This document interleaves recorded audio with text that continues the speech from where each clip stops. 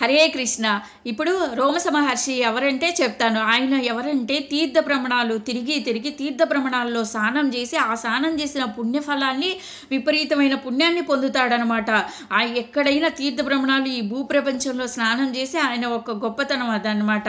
ఎందుకంటే ఆయన ఏ లోకానికి కావాలంటే ఆ లోకానికి వెళ్ళిపోతాడనమాట. ఎక్కడికి కావాలంటే అక్కడికి వెళ్ళిపోయే శక్తిని పొందుతాడు. ఇంకా రోమస మహర్షి ఇంకా ఇంద్రుడు ఆ ఇంద్రసభలో ఉంటాడు కదా, ఇంద్రుడు చెప్తాడు, రోమస మహర్షి మీరు భూలోకానికి వెళ్ళినప్పుడు ధర్మరాజుకి చెప్పు, అర్జునుడు నా దగ్గరే ఉన్నాడని చెప్పు, నా దగ్గరకు వచ్చి చాలా సంవత్సరాలు గడిచిపోయింది, వాళ్ళు బెంగ పెట్టుకుంటాడు ధర్మరాజు, పాండవులకి చెప్పమని చెప్తాడనమాట ఇంద్రుడు. రోమస మహర్షి చెప్తాడు, తప్పకుండా చెప్తాను ఇంద్రవర్య అని చెప్తాడనమాట. చెప్పి వెళ్ళిపోతాడు. ఇంక ఇప్పుడు హస్తినాపురానికి వ్యాస భగవానులు వారు వస్తారు. వచ్చి ఏం చెప్తాడో తెలుసా ధృతరాష్ట్రుడికి, నువ్వేం చేశావు ఇక్కడ కూర్చొని, అక్కడ వాళ్ళు అరణ్యంలో వాసంలో ఏం చేశారో తెలుసా, అర్జునుడు అన్ని అస్త్రాలు సంపాదించుకున్నాడు, పాశుపతాస్త్రాన్ని సంపాదించాడు, వజ్రాయుధాన్ని సంపాదించాడు, ఇప్పటికైనా నువ్వు బుద్ధి తెచ్చుకొని వాళ్ళ రాజ్యాన్ని ఇవ్వు, లేకపోతే నీ కొడుకులు చచ్చిపోతారు అని చెప్తాడనమాట ధృతరాష్ట్రుడికి.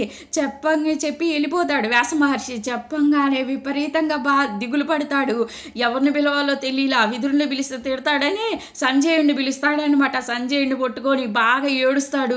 ఇలా చేశారంట వాళ్ళు, అన్ని అస్త్రాలు సంపాదించారంట అని విపరీతంగా ఏడుస్తాడు. సంజయుడు చెబుతాడు, నీకు ఇదే తెలిసింది, అరణ్యంలో ఉన్నప్పుడు శ్రీకృష్ణ పరమాత్మ వెళ్ళాడు వాళ్ళని కలుసుకోవడానికి, నీ మీద యుద్ధానికి వాళ్ళు నువ్వు చేసిన అన్యాయం మొత్తం చెప్పారు, చెప్పినాక శ్రీకృష్ణ పరమాత్మ నీ మీద యుద్ధానికి వచ్చి నీ రాజ్యం మొత్తం నాశనం చేసి వాళ్ళకి ఇస్తానని చెప్పాడు. నీకు తెలీదా, ఇంకా భీముడైతే ఇంకా కోపంగా ఉన్నాడు, ఎలాగంటే నువ్వే ధర్మరాజుని చెప్తాడు, మేము వెళ్ళి యుద్ధం చేస్తాం, హస్తినాపురానికి వెళ్ళి రాజ్యాన్ని సంపాదిస్తాము, నువ్వే చెయ్యి, ఇక్కడ ఉండి నీ ధర్మాన్ని పాటించి 12 సంవత్సరాలు అరణ్యవాసం అజ్ఞాతం చేసి రాన్నయ్యా, తర్వాత నీ రాజ్యాన్ని నీకిస్తాము, మేము వెళ్ళి యుద్ధం చేసి గెలుచుకుంటాం, మేమందరం వెళ్తాము, నీ ధర్మం పాటించి వచ్చినాక నీ సింహాసనాన్ని నీకే ఇస్తామని చెప్పాడు. భీముడు అంత కోపంగా ఉన్నాడు అని చెప్తాడనమాట సంజయుడు. అది విని ఇంకా ధృతరాష్ట్రుడు విపరీతంగా ఏడుస్తాడనమాట. ఇప్పుడు నేనేం చేయాలి, నా కొడుకుల పరిస్థితి ఏంటి, నా పరిస్థితి ఏంటని ఆలోచిస్తాడనమాట.